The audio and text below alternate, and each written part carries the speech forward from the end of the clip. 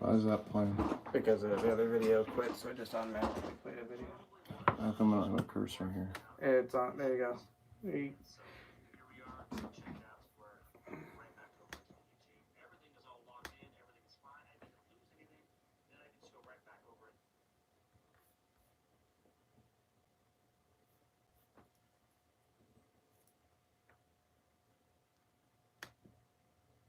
And go to ectothermic over here. Yep, and then go videos. Oh, there's a new one down here.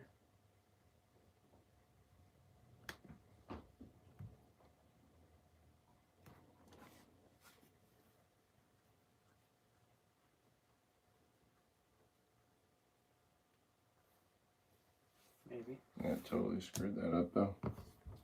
There it goes.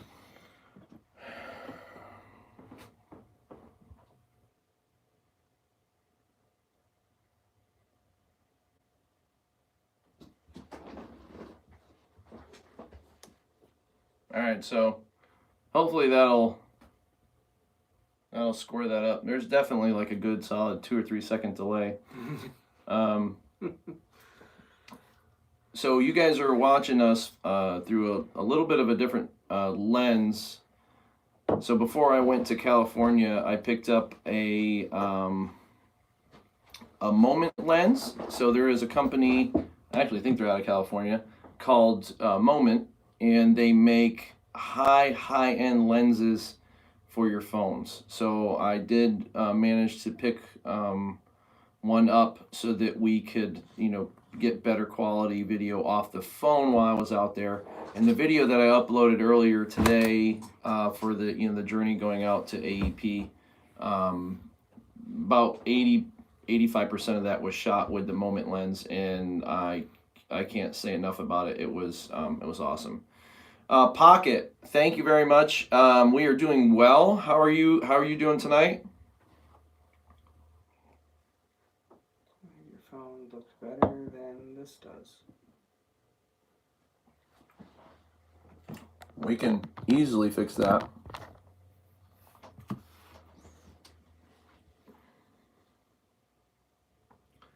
The biggest difference, which I wasn't sure, it took some of the squeeze out. So the anamorphic lens that I have really gives you that super cinematic look, and the app on the iPhone doesn't have a uncompression feature, and I wasn't sure if YouTube would be able to cope with it, but it doesn't. So it looks a little funky.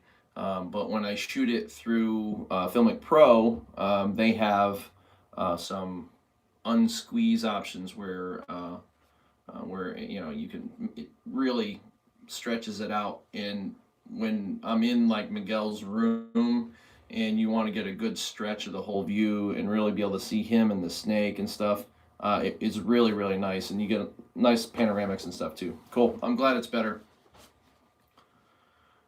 Have a good weekend. It was a good holiday for you. I mean, our stuff was, mine was crazy anyway. So going out was nuts. So, and I really, even coming home, we had problems with the flights and stuff, and I really seem to think that, that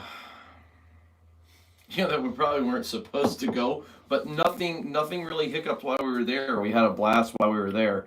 But, American Airlines, canceled our flight, literally canceled it. No other options, no reschedule, nothing. You're canceled, you're done. The same day. Yeah, at like 1 o'clock in the afternoon, and we were supposed to fly out at 7. The problem with that is every other, company that you use for car rental hotel, if you're not canceling within 24 hours, like, you're hosed. They're not refunding you money and stuff. So, it turned into a fiasco with, trying to get prices in literally every 5 minutes. Ticket prices go up $200. Yeah.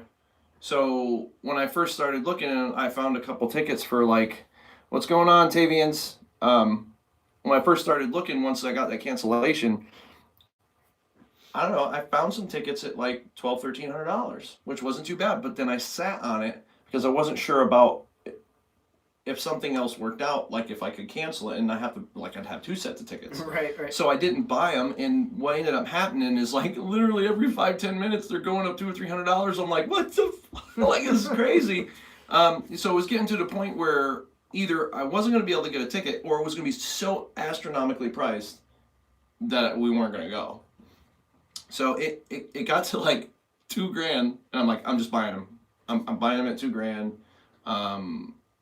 We had bought the initial package through Priceline, and their customer service is freaking awful. Yeah. You call them for problems and like reimbursement. Oh, you got to call the main company. You call the main company that has a car rental or whatever. They said no, like you didn't buy directly from us. I don't even have your information. Like all your registration, all your stuff comes through Priceline. You have to go through them. So it's like this a whole bounce back and forth. like hands off. They don't want to help. Nobody will do anything, and you literally have to scream at the top of your lungs to get a manager. You finally get a manager. Even before that, the person you're talking to, well, they're just going to tell you the same thing. I'm like, well, that's fine. I'm going to let them tell me though, and then and it's not. They don't tell you the same thing. The manager actually helps you, and you kind of get some resolve. But we were trying to fly out the same night, right? And we went from having a couple flights to nope, and then so we ended up foregoing almost a whole day because we had to fly out in the morning. So we ended up getting tickets. We rented a hotel in New York to stay over. It was on Jamaica Avenue in Queens.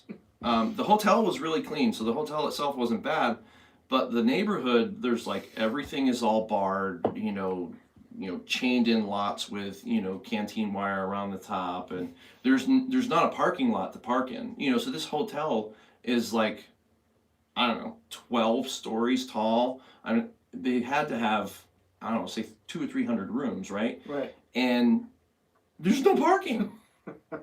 So in New York, when you get down near New York, everything's one-way streets, right? So we're going around and around and around, and the wife is like, and there's like trash everywhere. Just a beat up town. Old, I mean, like TVs that are just like dumped on the sidewalk, like so, and just everywhere. And she's like, I am not walking to that hotel. So I ended up finding a parking spot, probably about 150 feet up the street. She agreed to walk from there. So we pulled all her stuff out, and I got in there. And the hotel was clean. It was fine. We got up.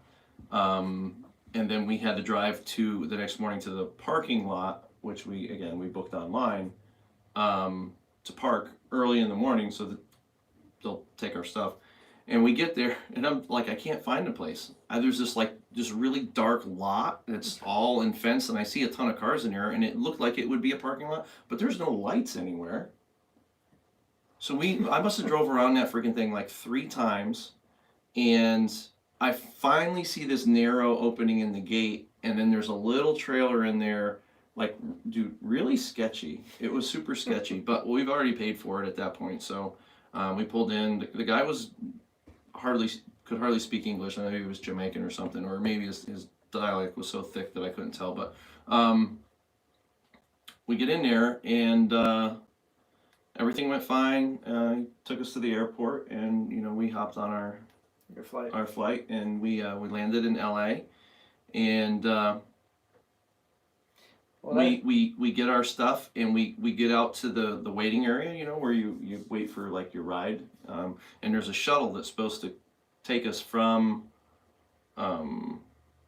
there to the car. From there to like the car rental or whatever. And they usually run like laps, and they're not that far away. 15 minutes, 20 minutes, 30 minutes. I'm like, what the? Dude, 45, 50 minutes before the shuttle picks us up to take us to get the car. I'm like sitting there with my hands in the air, like, this is like, it's like, whatever. So we get the car without a hitch and no problem, and we start to hit the road, and I had looked up. We were going to grab lunch at a like a brew pub or something that was like on the way because I like to try some of the different local beers or whatever. Oh, beers. So tonight, Matt so kindly brought over some Founders Dankwood. This is a red IPA that is aged in bourbon barrels or aged in it's barrel aged. I'll leave it at that. But this is a big boy beer. This thing is like 12.2 ABV. So that's what this is here. So cheers. And what I found like shady about the whole thing with like all your mishaps and everything going on in the beginning was you guys called up American Airlines, got your refund, and then you guys were going through trying to get your refunds from the other place, and they're like, oh, call the airline, and then you guys call the airline back, and they're like, well, we already issued you the refund, so we're done with you. We're done with you. But if like, what do you mean? Wait, had you not taken the refund, you'd still have leverage, and then we would have given you discounts or comped you tickets or something. I'm like, what? Like nobody tells you that. Like they didn't say that, and whatever. That fine print that they put something at the very very bottom that you don't see. Well, they just don't tell you about, right? So, but now we know. So now we know. So if it happens again, it's like you don't take the refund and you berate them to high heaven. You don't be the nice guy. Because honestly, with that cancellation, we paid an extra day for a car that we didn't use because they won't do anything. And by the time I got out there, it was asinine. And the same thing with the hotel. So I paid an extra night for nothing, But at this point, I'm like kind of committed. Like I'm going, right? So and it ended up being fine. And I went back and looked at numbers. We almost double paid for the trip. The tickets, the hotel, and the car was like $1,500 initially. My airline tickets were $2,000. Yeah. So that's crazy. Yeah, it was stupid, but all right. Now let's get to the good part. Yeah. So we get the car. We're heading out, and I find a brew pub. We're gonna stop off and grab something to eat on the way up there, and the traffic is just ridiculous. And I don't know if any of you guys have ever been to LA, but when they talk about traffic, holy crap, traffic. So we got in, the exit was to go downtown, and it was the Karl Strauss, like brew pub. So that peanut butter beer. Mm-hmm. Matt, a few years ago, went to Cali. He brought back this peanut butter beer that was freaking amazing. So we were going to go to the brew pub, and I figured I could, maybe grab a 6-pack of bottles or something, have lunch, and go on the way. No. With all that traffic, and then it just being worse downtown, we skipped that, and we just kept going. Tons more traffic, and we went directly to the brewery. So the video I released earlier, the brewery that we stopped at was the Transplants Brewery. And dude, some of the best beer I've had, and great, West Coast IPAs, sours, pale ales, to a multitude of flavored stouts, traditional stouts, porters, and then they do this crazy smoke thing. Oh yeah. Right, so they got this little mini smoker. It's in the video, but it sits about this tall, and they hook a tube up to it. They pack in like a little hopper in the top with, it was like bourbon barreled oak or something like that, and they put the other end of the tube in under the glass. So they would take like a glass like this and flip it upside down, and then they hit it with a lighter, and it just smokes the glass, like crazy amounts of smoke. And then she puts like a flat edge on it and keeps it all in there, and then puts the beer in there, and that just kind of like infuses the whole beer. Yeah. It was surprising how much it stuck with that. So we didn't eat. We had 2 or 3 flights, and then we started to really feel it. I was like, well, we need to do something. And at this point, I had been talking with Miguel. We were, the plan was to connect with him on Friday and, start like shooting video and then hang out and do a dinner. But he had some other personal business that he had to attend to in Nevada, right outside of Vegas or whatever. So he had to book he had to leave to go deal with that. And I mean, that was fine. So we really just took our time at the brewery. And I said, well, I didn't come all this way to not hang out. So like, if you're coming back tonight, he goes, I'll just meet you for a drink and we can, hang out and do whatever. And he's like, well, let me get through this stuff and I'll let you know on the way back. So I says, well, we're going to need to eat something. And we're talking to the two guys that we were sitting next to there.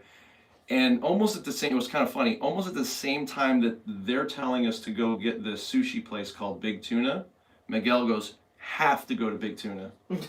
I'm like, well, that kind of settles that. Right. So so we left there and we went to this all-you-can-eat sushi place. And they have, it's like $30. They have this crazy list. And you order anything and everything off the list as much as you want. So typically I can't get enough sushi to fill me up. Oh, Steven, that's too bad. I drove like right through it for the most part. Yeah, Breeder Underground. Miguel is amazing. I met him probably 3 years ago at Tinley, and we hung out. We had beer. We went to dinner. Different stuff. And I wasn't even doing videos then. And the reason I even have a YouTube account right now is I had started it and I did a couple just really cheesy videos in the beginning. If you go back and look at them, they're really, really bad. But Miguel is the one that really, really pushed me to take the YouTube thing kind of up into the next level. Mm-hmm. And I'm still learning like editing and all this stuff, kind of on my own. But I mean, they're definitely better than what they used to be. But yeah, Miguel and Tina are phenomenal people. Absolutely phenomenal. I mean, I can't say enough about them. Yeah, so anyway, we finished with Big Tuna. We had dinner, went back to the hotel. We were kind of wiped, right? So, because we were up at 4 o'clock in the morning, our time. And it was like 9 o'clock their time. So 9, 10, 11, so midnight for us. And Miguel's like, all right, I'm just pulling into the house. I'm gonna, change and whatever, get something more comfortable on, and I'll meet you at so-and-so. I'm like, all right. And the wife, he goes, is Lisa going? And I'm like, she was already in like PJs in the bed. I'm like, I don't think so, man. I think she's out. I don't think this is gonna happen. And she popped right up. She goes, what? You're not leaving me behind. I'm like, sweet. She had the same attitude. She's going for it. So what's going on, Balls by JP? Hope you're having a good night. So the two of us got dressed real quick. We went down to the restaurant, and him and Tina ended up showing up, and we spent a couple hours having drinks and like game planning for the weekend. And he goes to us. He goes, Tina and I were talking, and you got plans for the weekend? I'm like, dude, I flew all the way across the country to like come visit with you guys and then like squeeze in some snake stuff. I'm like, no, I don't have any plans. Like, I'm not going anywhere. He's like, all right, what do you think about going to Vegas? I'm like, hey, just be another state off the bucket list, right? Because I've always wanted to go to Vegas. I've never been there. Yep. Always want to go to California. I've never been there. So hey, I hit two birds, one stone. So we were at the restaurant till about 11:30, 12 o'clock their time. So like, I'm gonna say like 24 hours, right? The trooper over here. Yeah, totally smoked. So yeah, the game plan was to head out there. So we went over there the next morning. I shot a bunch of footage with him going through some of the snakes and stuff, and bits and pieces of it you saw in today's video. That's good to hear. And what's going on, Trey? Glad you were able to stop by. Yeah, we shot a bunch of videos, and the women were getting to know each other, and yummy, and I'm like. He's like, I got a camera here, like you can see this, right? So the whole thing is like covered with them chit chatting, which is fine, whatever. It was a good time. So we hit the road and we went to Vegas. We got out there, we stayed at the Hard Rock, and we went out to dinner, screwed around. I mean, really just like non-snake related stuff, which ended up being fantastic. We had a great time. Stayed overnight the next day. again, more of the same, and then headed back to his place and sat down and we did. I did an interview with him. Like I was supposed to do this interview, this one-on-one with him at Tinley. Yeah. And again, time gets away from you so fast. And what ended up happening at Tinley is he goes, "What if we get everybody together?" I'm like, "Everybody?" He's like, "Well, like we got Gavin here and all these guys and Cusco and like just get everybody together and do a big round table." I'm like, "Well, that's like kind of like a one-in-a-lifetime thing." Right. Yeah, I'm like, "Let's do it." So I ended up not doing the interview then, but we sat down and really went through some stuff. It was a lot of fun. He's chilling with the wet reptiles. I'm up here sweating with the reptiles. Yeah, so it was good. He does. He's going to be doing technically the first interview was with the footage that I have from him. Yep. Tomorrow he is going to be on Beach Bum Exotics YouTube channel, and they are going to have like the whole 1 hour. Just go at it kind of thing. Yeah. So that should be good. I can't wait to see that and see what different kind of things they ask him. But that'll be fun. Yeah, I haven't seen the interview thing. Jim hasn't shown any video other than what you all have seen on YouTube so far. So I'm looking forward to seeing what comes out of it. Yeah, I mean, there's definitely a ton of next level animals in his facility. Even just the few that you showed in that first video is like his hypo stuff is just insane. Yeah, he's picked up some. Obviously, the Justin animals are really high quality, but even the stuff that he's gotten from other people are really high end animals, and they look amazing. Like terribly amazing. And it may not be like. Not quite Justin level pairings, but it's pretty close. Yeah, he's getting on that level. Yeah, this stuff is there. Yeah, for sure. So the trip was fantastic. I mean, I don't have enough to say good about them. But also with us was Beach Bum Exotics. So Adam and Heather, they were with us for the whole weekend as well. So there were the 6 of us that kind of trooped around and hung out and stuff, and I got to know them a little bit more as well. So it was a really good trip. It was well worth the extra money spent that it happened. And then coming home, like I thought my flight problems were all done, right? Oh no. Nope. So we go to we do our check-in, we go to the flight counter. We board the plane, we get seated, we're ready to go, and then the pilot comes on. Well, just so you guys are aware, there's a problem with the braking system. The previous pilot said when they were landing, they thought they felt something funky. We have inspectors looking at it now. I'm like, and you still boarded us on a plane that was funky? Like, I know, right? Oh, whatever. So they thought it'd be like a quick fix. Nope, not a quick fix. Everybody back off the plane. So they deboarded the plane. We get off the plane, and the next flight is not for another 3 hours. Yeah, because you guys had to wait for a plane to come from Boston to land in California, so that way you can fly back to New York. Correct, pretty much. So where we would have been home at like midnight. You didn't get home until like. We didn't land until 3:30. By the time I got shuttled to the car and started driving, it was like 4:15. What time did you end up finally getting home? Like 5 after 6, 10 after 6 this morning. So I was cooked. I was freaking cooked.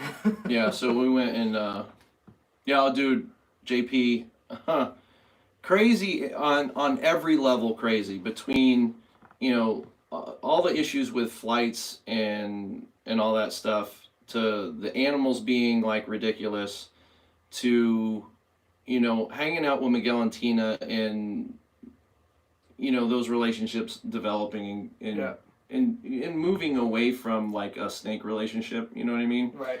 So that was a lot of fun. And then just Vegas itself. I mean, when you're out there on the strip and going into the different casinos and you go see a show and stuff. And it's a pretty grandeur, epic, right. Kind of time. So yeah, it was a really, really good. It was a fun trip. It was much needed. My highlight of Jim's trip was Right. on their way to Vegas. They actually FaceTimed me. Mm. Yeah, so it's about a 3.5 hour ride from Palmdale, California to the Hard Rock in Vegas. So they hopped on for a few minutes. It was cool. Was able to get a little bit, but the connection was a little shoddy, so wasn't able to talk with them for long. But it was cool that. Yeah, because I guess it was Miguel's idea to say, to give me a call. We should call Matt. I'm like, actually, that's not a bad idea, because when I was down at Justin's, he gave me shit for not FaceTiming him with Justin. So that'll work out pretty good. So it did. It worked out. It worked out well. Yeah. So Jim went to his Vegas. This was my Vegas. You guys can see it here. Vegas Central, baby. Yeah, it was pretty cool. It's a nice surprise. Yep, me in the rodent shed. Me hanging out with my rat named Miguel, my rat named Justin. But yeah, so I was here holding the fort down. Right. Rat Vegas Central. Yeah, Tinley is a whole nother level. I've gone 5 years in a row, and it really is. It's awesome. I mean, it could be whatever you want it to be, right? Yeah. Like if you wanted to go there and just go shopping, and then you go back to the hotel room, you can do that. Yeah. I will challenge you to be outgoing and to hit people up when you're there. And if you see it, I'll be there. You can say, hey, if you see Miguel there, definitely stop him. Gavin's going to be there from Balls to You. Everybody is really good. If you see somebody, make those connections. Say, hey, I watch your stuff, and start talking. And it's a little awkward in the beginning, but pretty much everybody that's out there is decent. I'd say 80-90%. So if you're gonna make that trip and put that time and effort in, make it epic and really pull people aside and start to get to know them and stuff like that. So yeah, this guy's got to go to Tinley at some point. I got to figure out when that trip's gonna be, but at some point I got to make it out there. Yeah, JP, if you and I agree with you, interacting on a personal level is phenomenal. So if you do invest the time and money to go, they're like the steal Miguel's word, the big dogs are all there, right? Mm-hmm. Miguel's going to be there. I think Tina's going this time, so she'll be there. Yeah. But Cusco's there. That's another big YouTuber. Justin's there. Always. Ozzy was there last year.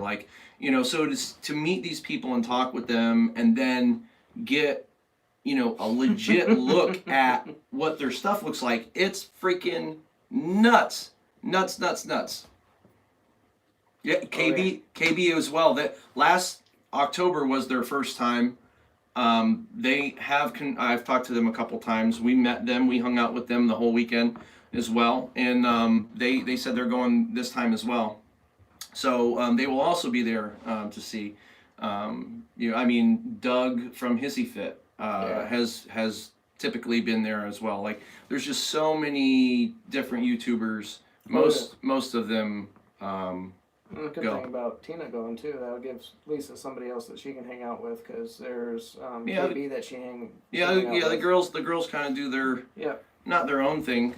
Everybody kind of hangs collectively to an extent, but yeah, it's nice because Tina's really involved. By my standards and by my wife's standards. But she's really involved into the program. Yeah, right, into that stuff. So yeah, because you look at our wives, like Lisa. Well, you've never even seen his wife on here, so that just goes to show you. She's a people person. She's a massage therapist, so she deals with people, but she's not the type to get in front of the camera, or she's not even really into the whole reptile thing. She supports that I'm in it, but Yeah, I mean, and Lisa's similar. Yeah. But she doesn't like. She'll come up if I ask her to be in a shoot a video with me, and or if we get like T-shirts, she goes, we got to do that video. We definitely got to do that video. Yeah. So she's like good that way. But she's not cleaning snakes. Right. She's not gonna pull eggs and do unboxings for me because like I happen to be away. Like or pack snakes up for you. Right. There's certain things, so it's nice because she gets the female perspective and still has that, but then she gets that snake piece drawn in, and we got fingers crossed. I'm hoping that it kind of fuels some of that as well. Right, and hopefully, I don't know, next few months, probably some point this year. Yeah, exactly, JP. I've been bringing my son over. Been getting him around snakes. Yeah, that's been good. He's been getting really comfortable with them. He's getting really excited about them. So hopefully sometime this year we'll get him into a couple of videos and kind of get some interaction with him. Yeah. Yeah, we can definitely swap stickers. I mean, you can hit my website at ectothermicdungeon.com, and then I either have my phone number or email link there, and just shoot me your address. These came in just before I left, so I have a few that I have to send out. So, yeah, we definitely can do that. So just shoot me a message one way or the other, and we'll definitely get that in the works. They definitely turned out better than our last ones. So this was version 1. I'll pop it here. Yeah, you can't hold it in front of the TV. Right? So we have the phone linked to the TV so that we can see it big. So yeah, no, yeah. Version 1, version 2. Yeah, and having the support of your spouse is huge. Yeah. If I didn't have that, it would be impossible to do this. I mean, like, just sheerly impossible. Right. I'm gonna make you guys a little mobile here. We'll take a look at it. So the last time that we did this, we had just got the hatchling racks in, but we had no bins yet. Since then, the bins have come in, and the last few animals that we've transitioned over to the racks. So there's all our racks. There's 5 of them. They were built and constructed by Baller's Garage. Yeah, us too, Pocket. The red ones are definitely a lot better than the black. They pop a little bit more. Thanks, JP. I appreciate that. We were using this stuff over here, the melamine, which we'll have for backups. But these racks hold 180 babies, and we have 75 of the other slots, so we've got some space. We've got just a Herpstat 2 on there right now. But these, the tolerance, you can see how tight that is. Yeah, it's perfect. It's going to hold just the right amount of humidity. And I don't know if you can see back there too much, but that heat tape, that's a 12-inch heat tape. So you get good wattage, you get good heat production, which I think in the long term, instead of using a 3-inch, makes it, or a 6-inch, whatever, makes it a little more efficient. But we can, that's what's nice with this is now you can see some of the snakes we got. So that's one of the black pewter leopards that are Posset pied that we have. That one actually has a ringer. It looks like that'll prove. Yeah, so all these snakes that he's showing you now are all available. So the last few from 2018. This is a super pastel possible yellow belly het clown male. This is a OD male. I have a cinnamon fire.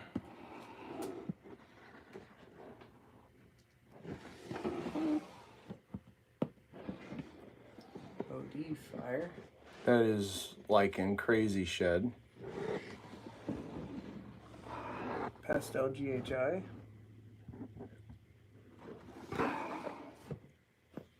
Yellow belly headache SK Xanthic boy.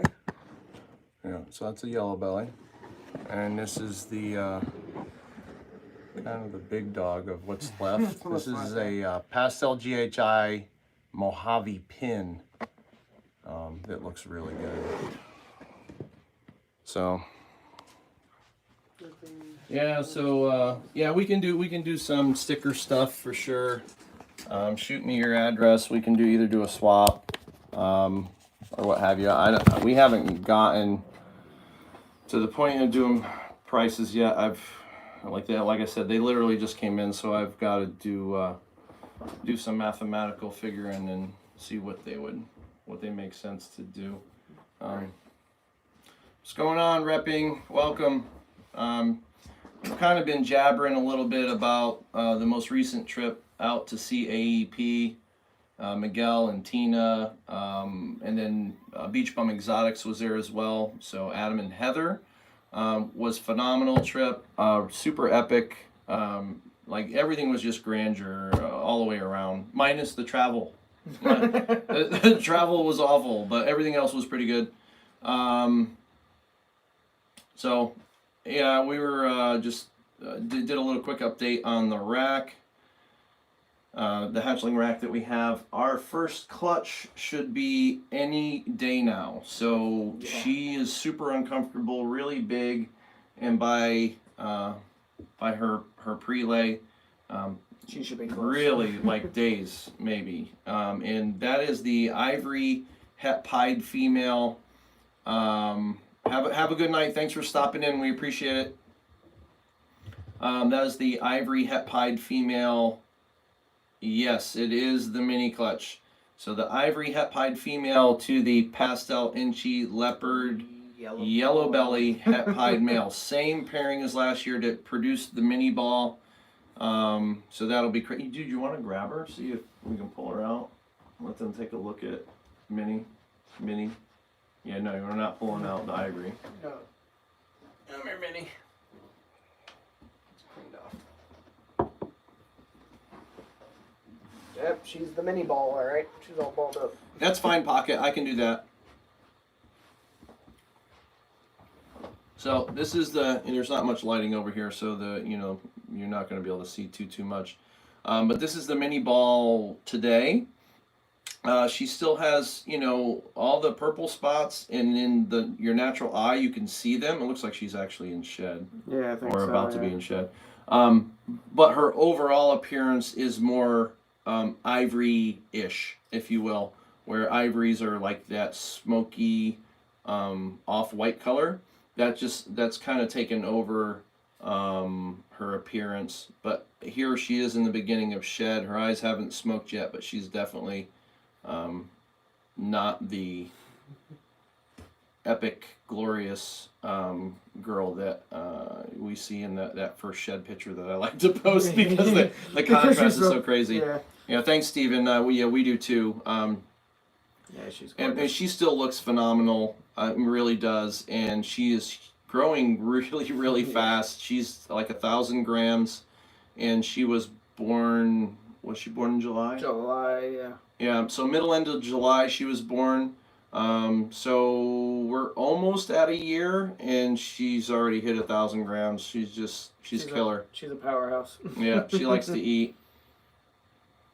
Yeah, she looks good. Yeah, her sisters are about half that size. They're about 600 grams. Yeah, they're not growing as fast. Yeah. Sorry, Minnie. You want to pull Aniston? We can show them Aniston.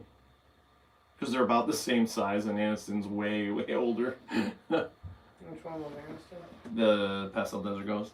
Oh, yeah. So, for my first trip to Tinley, when we first met Miguel, it's weird. When we go out, my wife will get one of two things: either that she looks like Jennifer Aniston, or she looks like Christina Applegate. It's either one or the other. So when we went to Tinley, we're hanging out with Miguel, we're walking around the show and doing whatever, and he kept looking at my wife, like, awkwardly. Like, you'd be walking and talking, and then he would see her out of the corner of his eye, and he'd turn his head to look at her, and then he would just look. It was just weird. And then eventually he goes, has anybody told you you look like Jennifer Aniston? And she's like, well, yeah, it's like, it's either her or Christina Applegate. So the very first video I did when we came back from Tinley that year is I showed this girl, I told the story, and one of the people that watched the video said, you should name her Aniston. So this girl is a pastel desert ghost female that we picked up from CJ Pets on the very last day, and her name is Aniston. One of the very few snakes that has a name here. Minnie does because of her head stamp. It looks like either Minnie Mouse or Mickey Mouse, and with her being a female, it was only appropriate. But yeah, that's Aniston. I can't wait for her to get to size. Yeah, you've been waiting for a while. Yeah, get some visual stuff going. I have a het desert ghost pairing this year. Of a super pastel het desert ghost to a firefly leopard het desert ghost from Justin Kabilka. So if she goes, that should be pretty interesting. Possibly hit some super fly leopard desert ghost stuff. That could be kind of nutso. Oh yeah, this girl. Yeah, she's really thick, dude. Holy cow. Yeah, she'll probably go this year. So if you follow us on Instagram, which I would encourage you to do because I like Instagram better than Facebook for whatever reason, but I cross-post most things. One of the pictures that I posted today was a picture of a lesser puzzle that Miguel has, and she is glorious, absolutely amazing animal. And what we have here, this is a pastel lesser het puzzle that she hasn't ovulated yet, but it looks like she's going to go. She was paired to a pastel het puzzle, so possibly super pastel lesser puzzles at the works, which would be really, really cool to hit. Yeah, Gray, I wish I had too. We were out there a day less than anticipated. I really wish I had a week. If I'd have gone for a week, it would have been awesome, because then I would have hit up Cusco, I would have hit you up, I would have hit, Nick from Renowned Reptiles, and a few different people that I know are in the California area, and would have made the jaunt around to kind of try to see everybody. But with the trip getting cut short because of the flight and stuff, I mean, even when I landed, and like Miguel was like, dude, you're close to, wow, there it is. Prehistoric Pets. He says you should go to Prehistoric Pets. But it was actually, we were pretty close, but it was like 35, 40 minutes south. Yeah. And then I had to go what ended up being like an hour and 45 minutes north. Mm-hmm. So it would have been like 2.5 hour ride after I got done. I was like, I've been flying and doing stuff too much, but yeah, it would have definitely been great to see you guys. That would have been cool. Yeah, I'm trying to.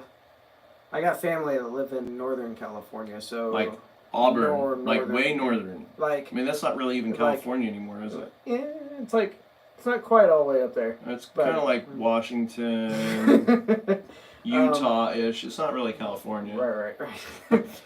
So they're kind of where my family lives. They're like west of Lake Tahoe, almost directly west. So I'm looking to try to get out there. It's more towards the winter time next year, because I was talking with my boss. Sorry, I'll get that out of the way. And that's kind of where I can get like a 2-week time frame. Change the focus. Oh yeah. A 2-week time frame to get out there. So I'm gonna try to get out there during that time, and then maybe try to hit up Southern California for a couple days, just to kind of meet up with some people. For sure. So of all you guys that are on here that are breeding and producing this year, what is the one most anticipated pairing that you have? This one's mine. Yeah, that's Matt's, obviously. The super pastel lesser puzzles for sure. Post some stuff. Gray, we're definitely going to go back. We want to do all the some of the touristy crap. So, go to Hollywood, see the sign, walk the strip, Santa Monica Pier, like just like all that stuff that's like super super cool. So there's definitely another trip to LA to see Miguel, obviously, but hopefully stretch that out to a year and visit some other people that are out there as well. Chocolate leopard het clown to a pastel clown. Wow, homie. That's a good pairing right there. Yeah, that'll be awesome. I like to see that. Yeah. When I was at Justin's, he had a pastel chocolate clown. I was that close to buying that animal.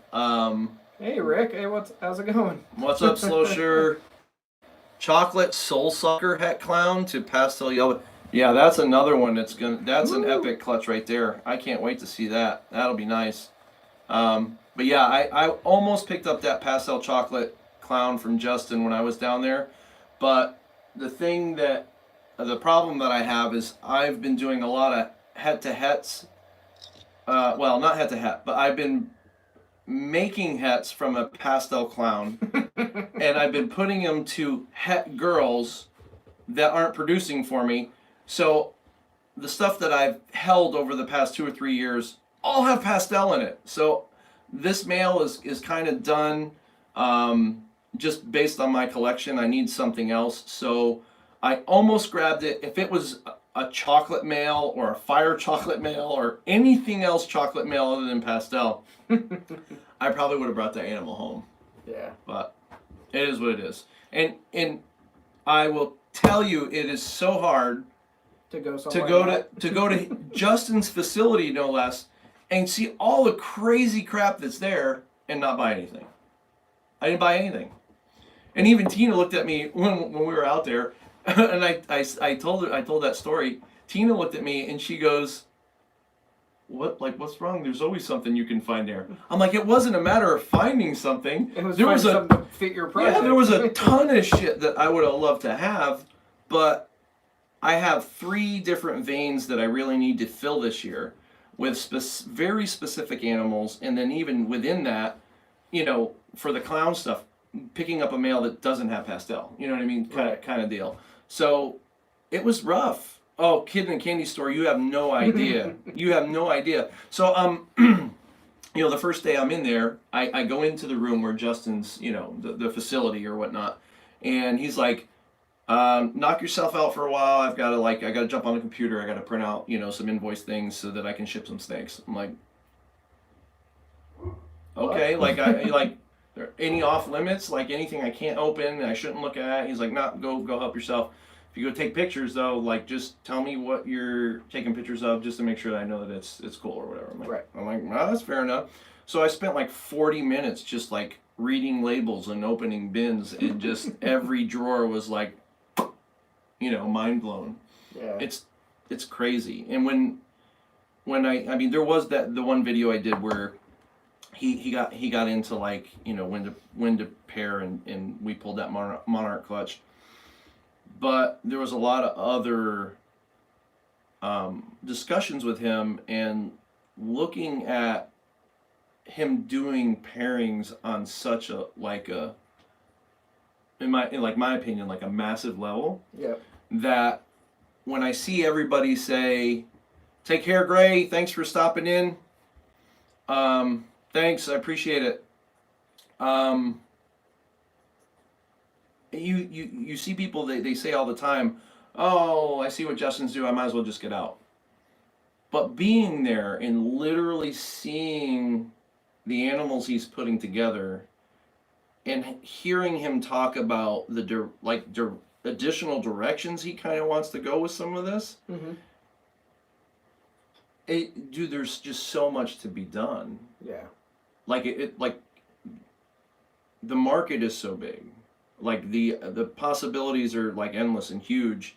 Oh, yeah, that I'm more excited now. Because I used to feel that way. I used to look at what he does and go I'm never going to catch him. And what I realize now is it's not about catching him. I don't want to catch him. It's about finding an avenue that he's That I'll take parts of him and do my own thing, and there's enough room.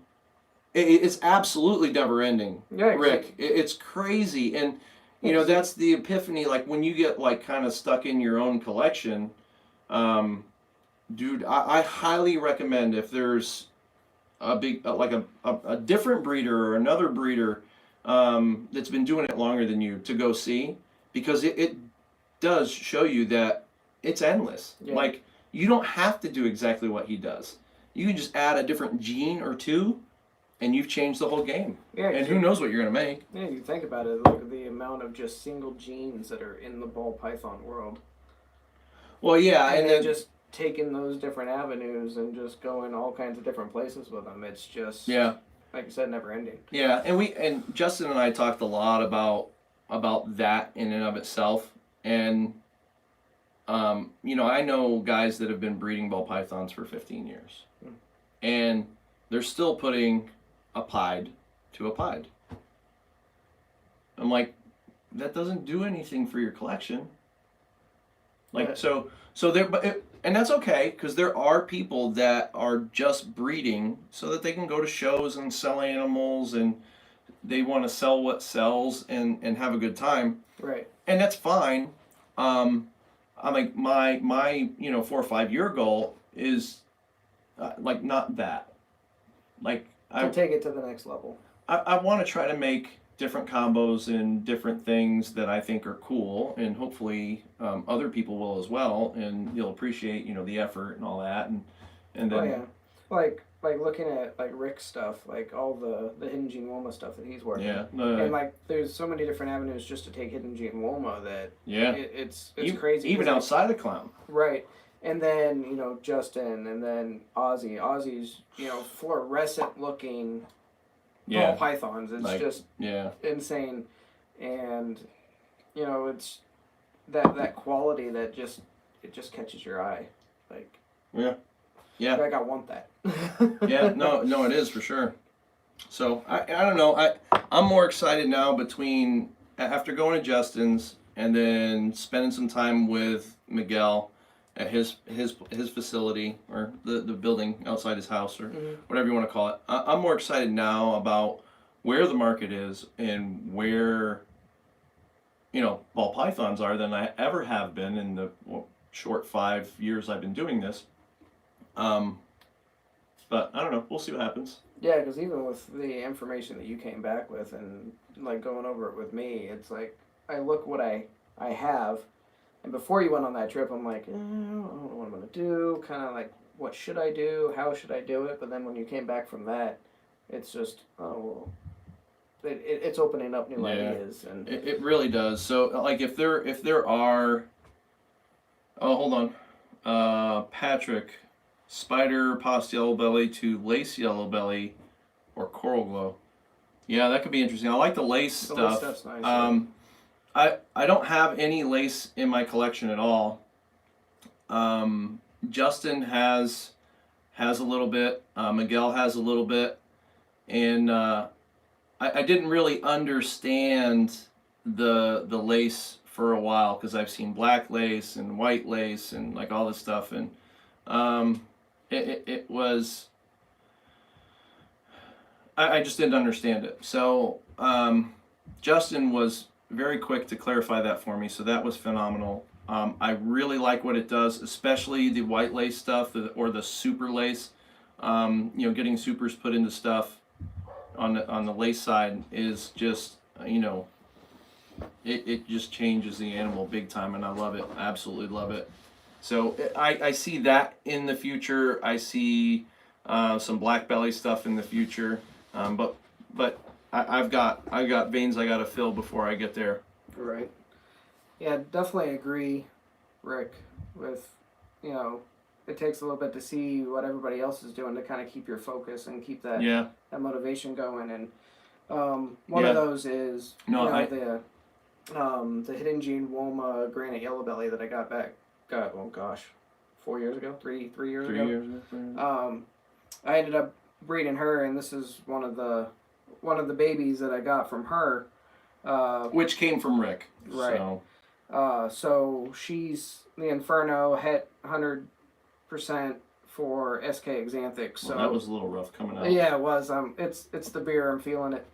Yeah, it's a big 12 too. Rick wasn't on earlier, but I'll show you again. This is I don't know if this is up your alley or not, but this is right around the corner from you out there, Dankwood. It's a bourbon barrel aged IPA that's 12.2%. It's not a thick and sticky stout or porter, but it's a pretty decent IPA. I mean, I like it anyway. Yeah. I like a lot of the Founder stuff. So But I also agree with Rick's statement too that if you get stuck in your own room or your own facility, you can get definitely burnt out on your day ins and your day out. One of the things Justin said too is it's a bunch of small steps. Yeah, I know you do. Like you're like the big stout guy, like Super Imperials and stuff, and I am too. I love those as well. But I have a little bit of a soft spot for IPAs and stuff. Like I'm not an IPA guy, and this is probably one of any IPAs that I'll drink. Yeah. So I don't know. And I'll say it again. Justin. This is what I was saying. Justin was saying that, and he said it in many videos, that like it takes a bunch of small steps every day to reach a mid goal, a large goal. Yeah. And you can very easily get stuck in those small steps without seeing, right? Because it's your goal, and it can only be your goal. It can't be somebody else's, right? Because then it doesn't mean anything, right? So you have, if you've been in for a couple 3 years and you're starting to produce animals, you hopefully have your 4 or 5 year goal. You have kind of a 10-year goal, but you get stuck in those daily steps, which going to a big expo like Tinley and meeting people will help fuel the tank, right? So every day you take these little steps and you're taking stuff out of the tank, out of the tank. You got to refuel that tank somehow. And we do refuel that tank when we produce eggs and we hit stuff and we get excited, so you get a little bit back in and then you take more steps and they come out. But you really start to fill that up when you meet people that are doing the same thing you're doing, and maybe even on a bigger level, right? And then you can visit their facility and see how they're doing things different that makes sense, and you can change what I'll call your practice, because I'm a nurse and everything is a practice. Right. So you change your practice to do things better, more efficiently, and then they give you stuff that works for them that just kind of opens your brain up and allows more efficiency. So for an example, most of the time a female ball python is going to breed around, give or take, within a 30-day period of every year, most of the time. So knowing that,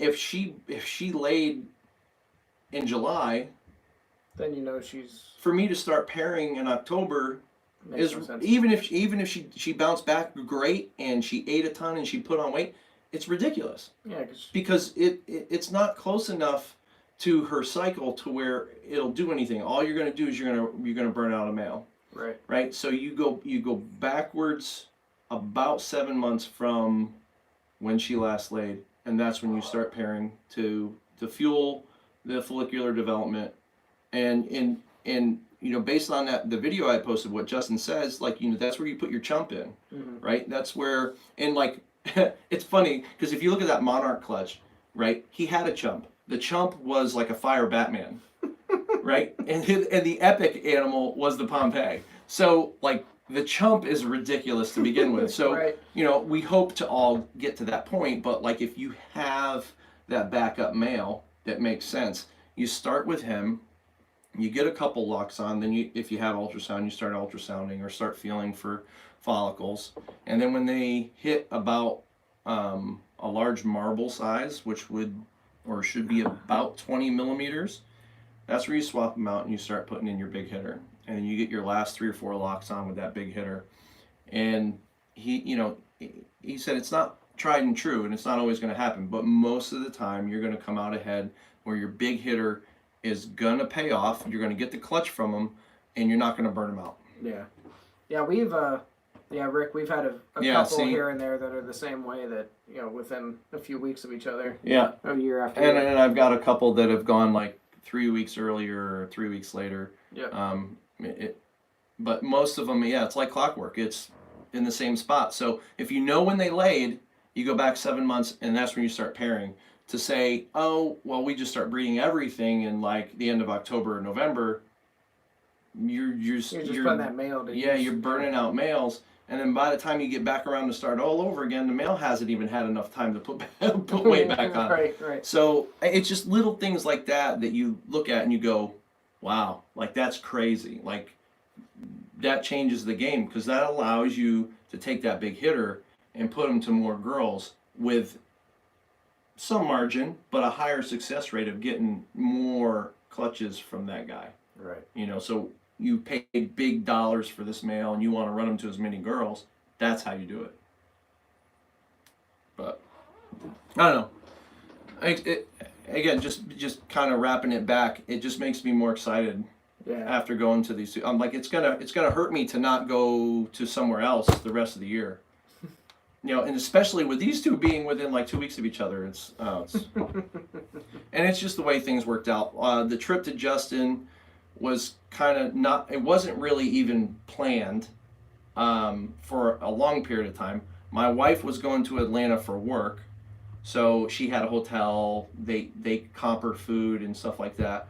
And I'm like, Atlanta, I'm like, well, that's Georgia. I'm like, Justin's that. I'm like, I wonder if I can get some time off of work and maybe I'll just tag along. And then all I got to do is buy, rent the car and buy airline tickets. So that's exactly what I did, and it worked out phenomenally, absolutely phenomenally. So that was just an off chance. The thing with Miguel, we've had planned for 6-7 months to go out there. We bought our tickets a long time ago and stuff, and that was just like a friend visit kind of thing, right? With some snake stuff thrown in, and we just barely squeezed in the snakes in the interview and stuff. It was just a lot of just more friends hanging out. Yeah, especially with the trip over to Vegas, which was a blast. But I don't know what else. Yeah. Oh well, I asked you guys for what your epic pairing was, or what your most anticipated pairing was. For me, it's kind of across 3 different things. So I have an Inchy Clown that I've paired to a Lavender Albino. So, down the road, that that foresight kind of thing, that future thing, Inchy Het Grails would be awesome. So I am excited about that. That girl had been on the cold side for a while. She just moved back onto heat, and she is fat. And we did ultrasound her and was able, this is her first year, and we were able to count 8 eggs. So there should be some good, plenty of odds to hit Enchies in there, I hope. I would really like a boy and a girl, so I can do the super Enchy Grails. Right. That'd be nice. The mini clutch, again, I have the same pairing as last year, so I'm excited about that to possibly, produce some more of that stuff. But I have 2 other clutches that have all the same genes in it, but I don't have any other ivories. So there's a chance I could hit it, but it's just a little bit harder to hit. Right. And when a girl on each side of those 2 pairings are gonna have to prove out pied, which they look like they will, but we'll see. Yep. And then, believe it or not, my Bane clutch. Yeah, your The clown. clown stuff. Yeah, just to hit a clown. Well, yeah, the pastel lesser yellow belly het clown from Nerd. This will be year 3 of egg production with no clowns to a visual clown. So yeah, hopefully she proves out this year. That's all I want. And I just been having crap luck. Yeah, she's still being a beast. She's still putting down food. Yeah, she eats really good. She's produced 3 years in a row. So she's gonna go. I looked at her today, and I can definitely see her that body structure kind of changing. Like, Yeah. so I know she's gonna go, and we're due to ultrasound again. So, it's been about a month or so, and some of these girls have like just been like cranking on food, and with the quality of ultrasound that we have, it's hard to see. Yeah, you can't. It takes a lot of work. Two people, you got to wrangle the snake, and then you got to manipulate the ultrasound over and over and over again to try to see in there. It's not like Justin kills me. Like you watch the videos. The snake's still in the bin. He grabs one side. Oh yeah, look at that. Oh yeah, look at that. He just bangs stuff out so fast. It's nuts. So we'll do that soon and figure out where they're all at. Need the ultrasound from work. Well, that's what Justin has. The Sonosite stuff. That stuff is like total next level. Yeah.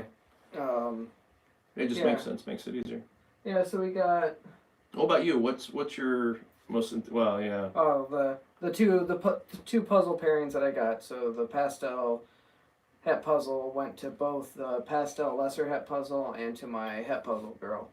The het puzzle girl already had her prelay shed, so she will be. And she big. Yeah, she big. Like she was purchased at like 1,600 grams. Yep. And she's like she's got to be 23, 22, 23. I think last time I weighed her, she was almost 25. Yeah. See, so it's like she's big. So that should be a solid 8 eggs, big eggs, maybe even like 9 or 10. That'd be nice. Yep. And then, so those are the two anticipated. I also got I have albino pied stuff I'm working on.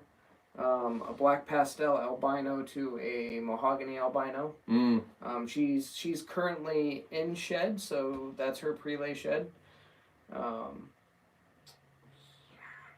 Let's see. Oh, and then I got my big black pastel girl that went to our Spider Kelly, our pastel Spider Kelly Xanthic. So 12 to 14 eggs probably from her. That'll be all het SK Xanthic. Yeah, Rick, you definitely. I appreciate the kind words too, but you'll have to keep me posted on that clutch if you think you hit like the max out there. I mean, all the genes are in the mix, other than her, the animal being 66% het pied, which is what Minnie is.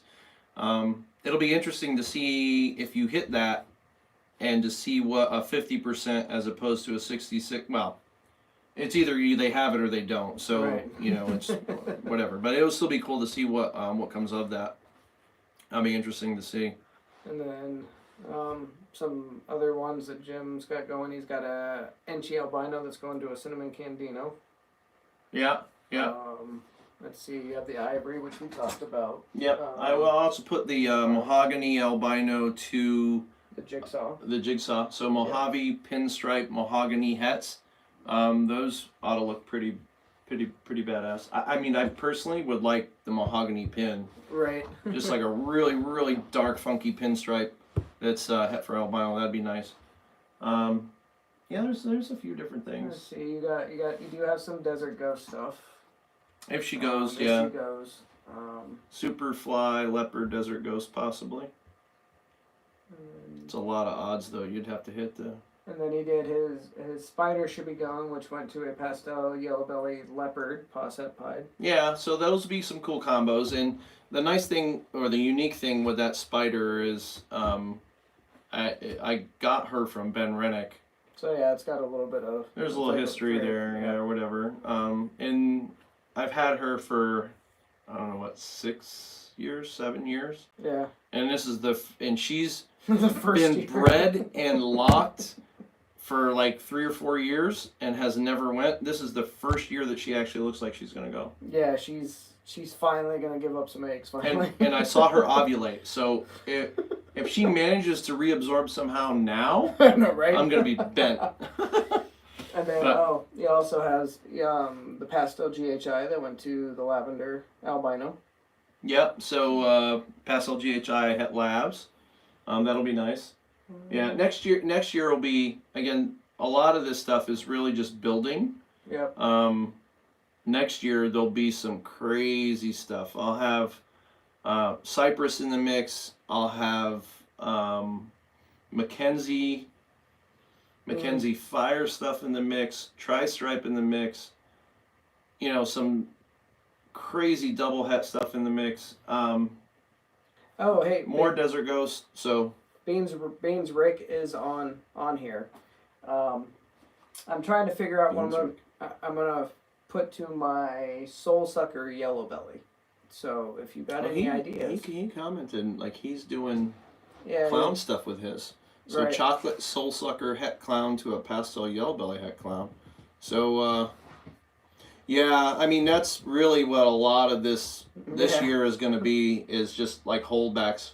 What's up, Chris? How's it going? Yeah, Thank you. We're excited about this year. We got a whole bunch of girls that are actually coming to size this year. So this next year is 2020 breeding season will be, by my standards, for me anyway, quite epic for as far as what I've produced. I like that word now. I know. Epic. Yeah, I stole that from Justin when he was using that when he was talking on Eyeball. So that's a good word to use. Yeah. We're into like what, 6 recessives, 7 recessives, something like that. Yeah, we got pied, albino, lavender albino, puzzle. Yeah, epic. Desert ghost, clown, tri-stripe. Yeah, 7. I'm missing something. I'm sure. Oh, exanthic. You said puzzle? Yep. Yeah, so 7 or 8. Oh, and hypo or ghost. So 9. Really? Yeah. I didn't think we had that many. Oh, and then if you count the albino and pied together, that's 10. Yeah, so in regard to that, Rick, so my plan for the mini ball is to pick up a freeway het pied, and because nobody's made pieds, so I'm hoping to grab a freeway het pied male, and I want to run him to Minnie and her sisters. So that freeway het pied will breed to Minnie, which is the pastel Enchi leopard ivory 66, and from looking at her, she'll prove. So that could be pretty cool. So everything coming out of there will either be ivories or be freeways, with all the other genes in the mix. That would be insane. Yeah, and one of her sisters is a pastel Enchi leopard yellow belly pied. So I would put that male to that girl as well and produce a lot of the same stuff, but with better odds on the pied piece. Right. And then the other girl is a pastel leopard ivory pied. So again, great pied odds. Leopard freeway pieds, pastel leopard freeway pieds. Like, yeah, that is just nutso. Yeah, craziness. You start wrapping your brain around some of that stuff, you just go nuts. Yeah, something striped. Saying put something stripe complex to the Soul Sucker Yellow Belly. No, maybe I'll steal Jim's mail when he buys it. Yeah. Because you got the Yellow Belly in there. You'll make either ivories or freeway Soul Suckers. Right. A freeway Soul Sucker. Yeah, that could be pretty cool. Pause that pied. Chris, yeah, for lavender stuff, we got a Enchi clown that's paired to a lavender albino. And we also have a pastel GHI that was paired to the lavender albino. And the lavender albino is also 100% het for SK Exanthic. So yeah, Patrick, so this year, my first year girl is a cinnamon het tri-stripe, and I have like one lock in the book. So she just came to weight not too long ago, and she's paired to a yellow belly het tri. So our fingers are crossed. Yeah, really with the yellow belly, I would love to have the yellow belly het tri, because then that same male you can start. Or a yellow belly tri, you mean? Or end up hitting the yellow belly tri-stripe, because then I can work that same freeway back to that girl and either make ivory het tries or freeway het tries that just right, and then see where kind of that ends up going at some point too. Right. So I don't know, we'll see, but yeah, one clutch possibly, one lock underway. The male just went back in today for to see that girl again. So we'll see what happens. Yeah, I'm really excited about the tri-stripe stuff. That's probably one of the genes I think is like crazy underrated is, the tri-stripe. It's been out for a minute, And it still holds value, like price-wise, but there's really not been a ton done with it. They've done albinos, they've done labs, I've seen bananas, I've seen cinnamons, I've seen fires and pastels, but after that, I mean, like, that's really it. Right.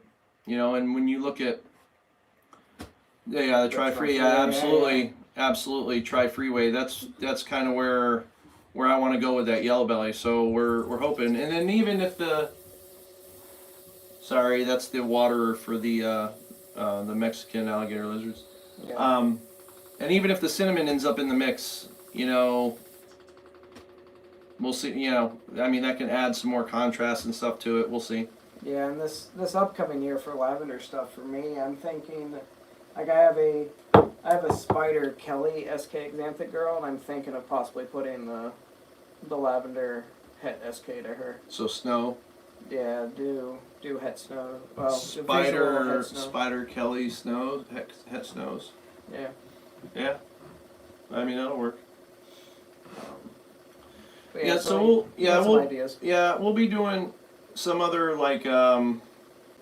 some other videos, maybe not live streams, but we'll be talking about just more of the little bits and pieces that I've kind of picked up from Justin and Miguel or whatnot, and we've changed like our ID cards on our bins so that they're a little different. We can show you guys that kind of stuff, and we just revamped our feed cards and like. That's why.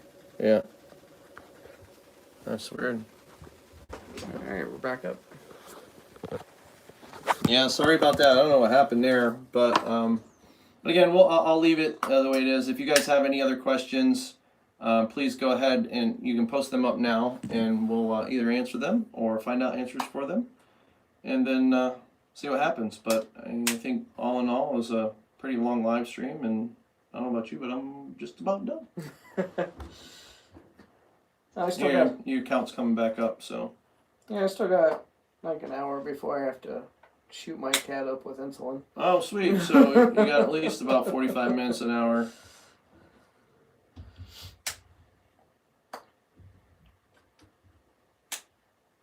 Yeah, but I'm pretty good. I'm pretty tired. My head feels any Suma stuff. No, well, we have the ingredients, and we're working it on a single level, but trying to build the hets and different things, but no supers, so I won't have any visual Suma stuff this year. Yeah, so hopefully,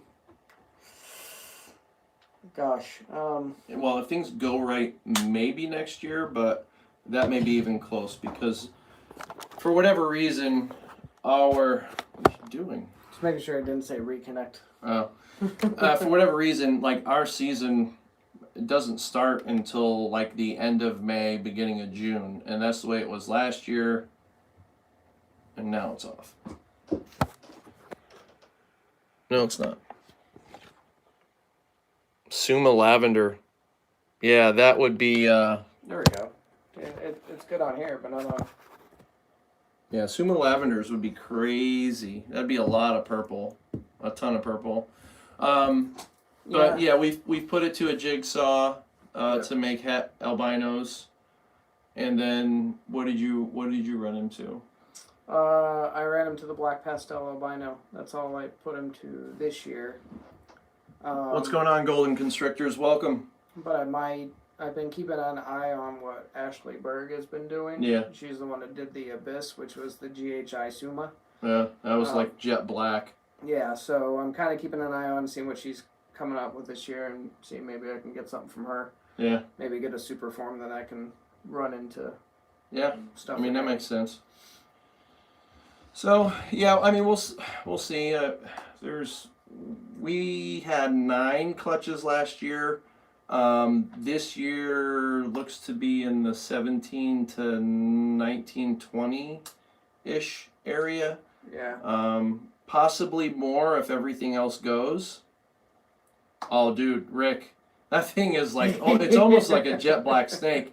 That is definitely another way to make a panda pied that is just like truly jet black. Yeah. And I mean Kabelka is almost there. He's done the Sumapides, and there's still some brown in there, but I think if you add that GHI in there or that leopard in there or both, I mean be another way to do it without it like being all deformed and kinked and messed up. What's up, golden constrictors? Constrictors. Constrictors. Have another drink. But yeah, I mean we are right all the way back up there. You guys work with paint? No, not currently. I've been kicking around the idea of maybe starting to pick up some special as well, but the more of certain things I see I like, the list just gets longer. The black belly, the special, and like, it's tough. You go to I go see Justin's and it's like freaking nuts. Like you're just like, oh, I want that, I want that, I want that. I'm like, no, stop. I did that in the beginning. I can't do that no more. Well, it's with some of the stuff that we're working with, like Jim's really focused on like a lot of the vibrant, bright, catch your eye type stuff. And I'm into the vibrant stuff too, but I'm also trying to focus, well, obviously Xanthic, which is the black and white, but I want to try to group a whole bunch of darker type genes together and kind of see what they do. Yeah. We got some blackhead stuff we have here. We got the black pastel. I got dark stuff. I got my GFJ leopard. It's pretty dark. Yeah, you do have that GHI leopard, which I'm looking to. And that Pastavi blackhead Harlequin Poshet hypo girl is pretty dark. True. With like a neon yellow stripe. So yeah, we're really looking to kind of work with some of those darker genes and kind of see what kind of craziness we can work with. Well, what I like about the darker stuff is when you mix it into some of the recessives, so like especially lavender and albino, and some of the pot, like the contrast in the pop is insane. Like the leopard lavender girl is, dude, she's just nuts. Like there's a ton of people that see her and they're like, oh, that's candy. No, it's not candy. Rick's comment. Dude. Oh. That has been my goal for the past year and a half, is staying focused and only buying certain animals that I absolutely need. That's the only reason I was able to go to Justin's and not come back with something. Yeah, so definitely golden constrictors showcase. There's no you there. It's not constrictor. It's constrictor. So golden, yes, we do have. Hey, don't get Did all. we get you? No, don't get all fussy with me. Yes, we do have puzzle stuff in the works. I have a pastel het puzzle that went to a het puzzle girl, and to a pastel lesser het puzzle girl. So. The het puzzle girl, she ovulated and pre-lay shed, so she's good to go. The pastel lesser het puzzle, she's getting thick, so we're keeping an eye on her, looking for an ovulation from her. This here is that GHI leopard boy. Posset Pied. He's a little feisty, as you can tell. He kind of like tried to take a bite out of my nipple. He still would have been hungry. Right? But yeah, he's crazy dark. Pattern's really insane. I'm thanking for him next year because he's Posset Pied, and I have a black pastel pinstripe that's het pied. That I'm thinking of doing a combination with that and seeing what black pastel GHI leopard will look like. Pied. Yeah. So. Yeah, for sure. That'd be cool. Yeah. Yeah, that'd be a solid pairing. Right. I mean, he'll be the size. Like he's almost the size now. We just gotta hope that he proves for that pied. Yeah. That'd be cool.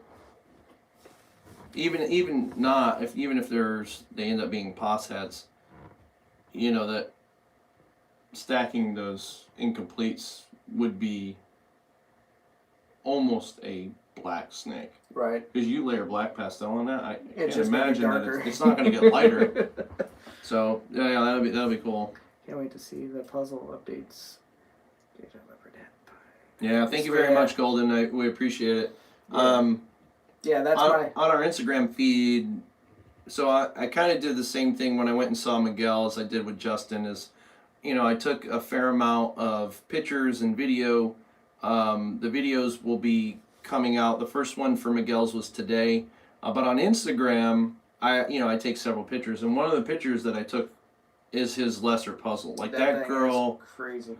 That girl looks so good. And it was interesting too, because when I did the interview with him, I asked him, one of the things I asked him was, what his favorite gene is and why, and it was clown because it messes with the pattern so much. My follow up to that was, do you feel puzzle will kind of work its way up there and really compete with clown? And he said, yeah, and I really agree, because when you throw that stuff on. Yeah, you look at a lesser clown, it looks nothing like a lesser. So clown really whacks out the pattern. Right. You look at a lesser puzzle, same thing, different result, but same thing. Whacks out that pattern. Dude, like craziness. So I really think we're on a cusp with the puzzle stuff, that its popularity is going to start to explode. Between like lab albino puzzles and desert ghost puzzles and clown puzzles and eventually, maybe try puzzles to if you watch Justin, the thing that he says is I like to put genes together that fight, right? So you get a striped animal and you get an animal that just blows stuff all over the place. What are you gonna put them together, what's going to happen? Right. Is it going to look like a monsoon? Is it going to stripe? Like who knows, you know what I mean? But those two will fight. For sure. So, I don't know. We'll see. Sumo puzzle, right? Yeah, who knows what's going to happen with that stuff? Yeah, I agree, Chris. And one of the areas I was looking to work with the puzzle was leopard and GHI and black pastel. Those three darker genes is one of the three that I'm looking to work with. Even mahogany probably also in there. Because I really want to see what a dark puzzle would look like. Is it a super mahogany a sumo? Well, no, I'm just saying the genes that I'm looking to. Right. So a suma would be like a mahogany twice. I agree. Okay. Yeah. I'm just curious why you overemphasize the mahogany there. And then the same thing. But yeah, and hopefully I have a suma down the line where I could throw it into the puzzle and have, mahogany hat puzzles or visual puzzles. Yeah. But yeah, I'm really curious to see what the dark stuff would do. Looking at that GHI leopard and trying to GHI leopard puzzle, what it would look like. Your mind just pops. Yeah, chocolate for sure. So that's another one to get into. The video that went up today at Miguel's place was a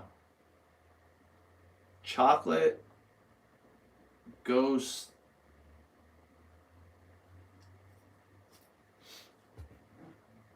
Was it something else? It was something chocolate ghost, and it was free puzzle. It was bred to a I'm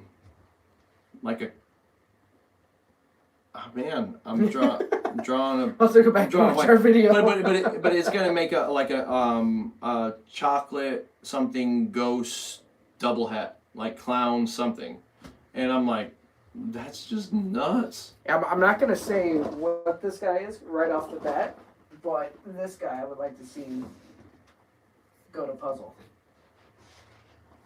Yeah, I agree, Golden. I think the puzzle gene has been, it's been like Sean started out with the puzzle gene, and I think he managed it very, very well. He kept it very selective with what he did with it, and he didn't blow it out of the water so that there was nothing left to the project.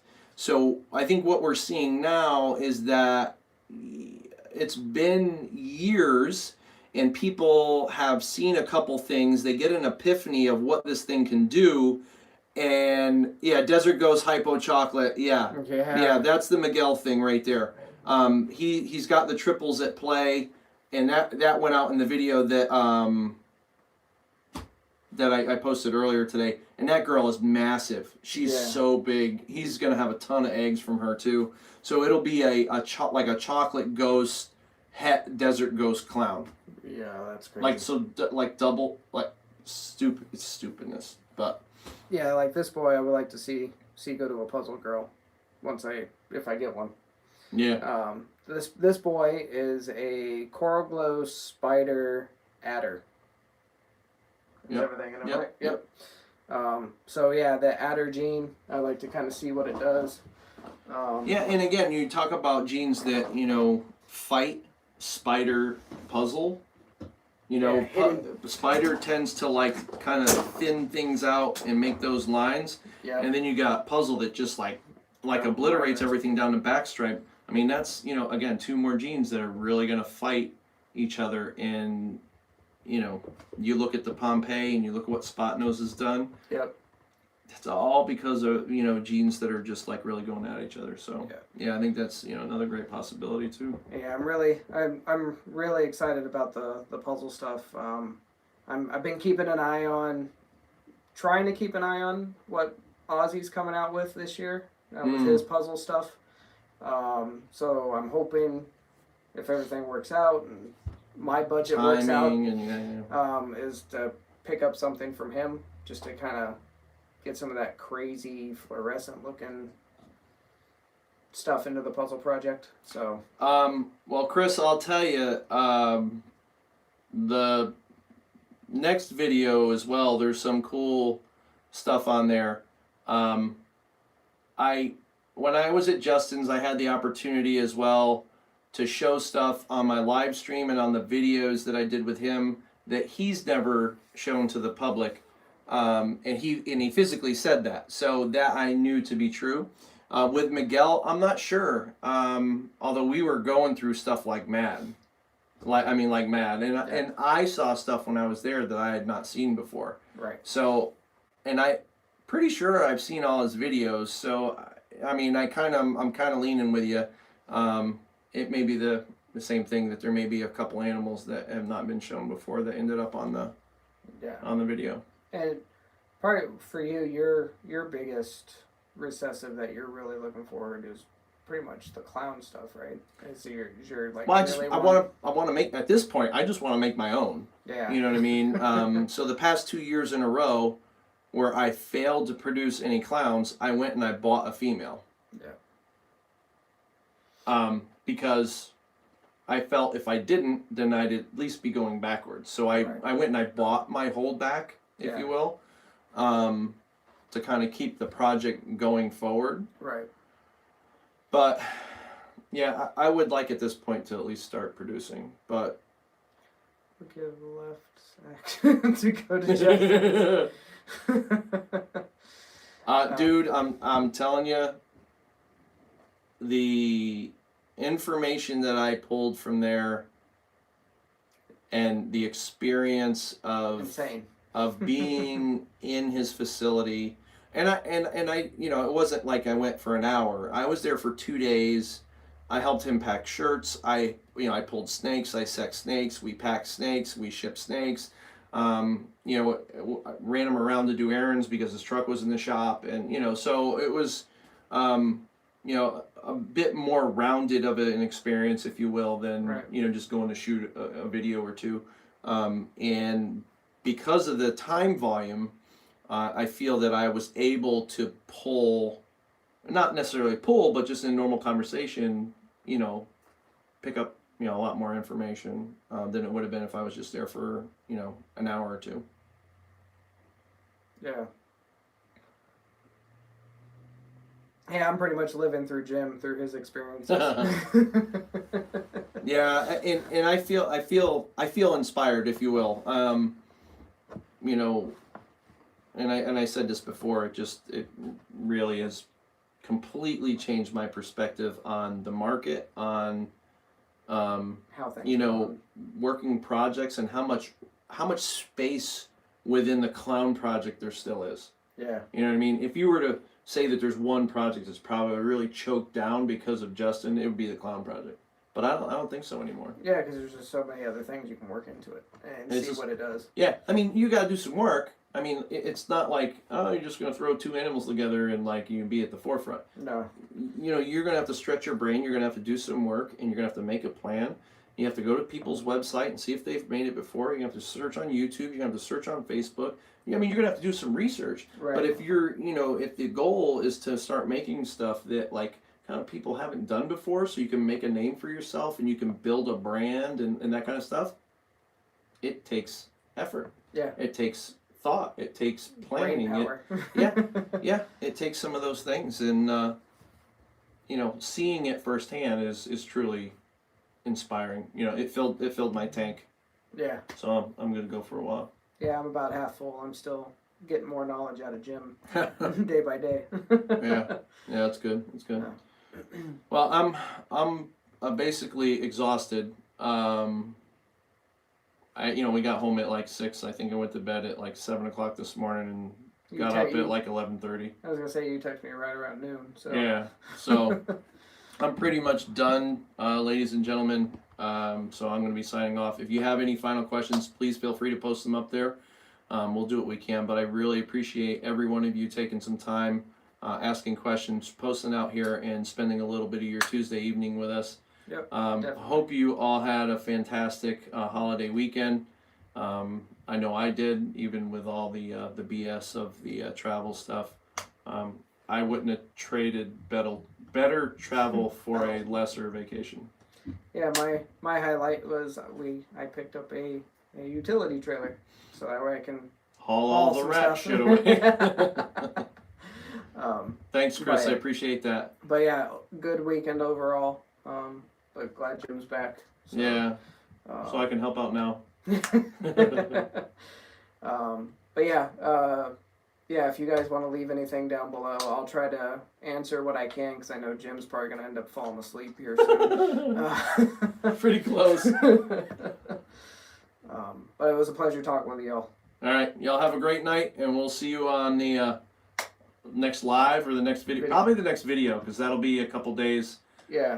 That'll be it's day 2 where we cover the journey to Vegas, a little bit of time in Vegas, some clips of the upgraded rooms that we purchased, and some more snake stuff. So it was great. Thanks, Rick. I appreciate you stopping in, man, and I'll definitely see you at Tinley. We do have plans and everything booked out to go out there come October. Yeah, so maybe the next live video. Well, we usually don't do live. Thanks, Ed. I appreciate it. Yeah, we usually don't do live videos when we have eggs. It's usually the egg cuttings. When they pip. We just really started this with the past 2 trips because they were such. There's my word again. Epic trips. Where I went to Justin and then I went to Miguel's, and I felt that not necessarily all the footage caught everything. So what better than to sit down and just kind of have an open forum, free for all about what that trip looked like, and some of the stuff I learned and that kind of thing, and then trade questions with you guys and answers and things like that. So yeah, maybe this year we'll try, like, if once every couple weeks maybe, or once a month, and just do a live stream aside from the egg cutting streams. Where we can kind of do that. I was thinking if we pull eggs, then we can, like, hey, this is what we got. This was the pairing. Maybe we can trade some questions back and forth. Type of thing. We kind of do that already. That's what we did last year. Did we do live, or did we just? We did videos? All our cuttings live. No, not the cuttings, but like pulling the eggs. Oh no, we didn't do those live. Maybe we do that. Maybe have some live interaction with. People. Maybe a couple times. Yeah. That'll be crazy though, because it's you're pretty busy when you're pulling them. Oh, live. Yeah. Okay. So cool. That's good. That that works. Positive feedback. Yeah. Yep. Yeah. So we'll do more of them. Last year, every cutting we did live stream. Right. So on a minimal, I think if we do that, and if we can add a session where we talk about a topic or just open it up for questions and see where people are going. Because one of the things that is really lacking, I think, in this industry, again, here I go, I was trying to shut this down, is any kind of mentorship or an avenue where you could pull you can, get somebody live-ish, face-to-face-ish, and kind of ask questions and stuff like that. You know, so if I do some of this and open it up for your guys' kind of questions and input as far as direction. Now I don't have, you know, I'm not a Justin, and I'm, you know what I mean, by any means. So to have a ton of experience to stand on, you know, I have the experience that I do have, but when we get people like, you know, Rick in here that's been doing this for a long time, and then I might even be able to coordinate to pull in, you know, Miguel, and then, you know, possibly even Justin, and Just do a have different bit of a format. I mean, there's a lot of yeah, it is. True. It just keeps me going. But maybe, you know, because like Beach Bum and them guys are doing an interview with him for everybody to see. Maybe we can work a platform where we bring in a guest to help answer questions. Yeah. Yeah, because there's even questions that, you know, we would need to ask, or there's something that we might not know. Or... Yeah, I don't know, but good ideas. Anyway, that's it for us. I'm gonna close this down because I'm babbling and it's the beer talking, as I've been told. No worries, no worries. You're good. You're good. And even tech, or you guys can put in the comments down below like some ideas for us too. It would be great. We'll take the input definitely and kind of figure out what Ideas for what? Oh, for content. For content, streams like stuff to ask. And, Yeah, you yeah. know, stuff like that. Yeah, no, that sounds good. I like that. Yeah. All right, guys, have a great night. Truly appreciate you taking the time out of your day. I think this is the third time I've said that. We actually are gonna leave now. Yeah. Good seeing everybody. Take care. You all take care. Peace. That's funny.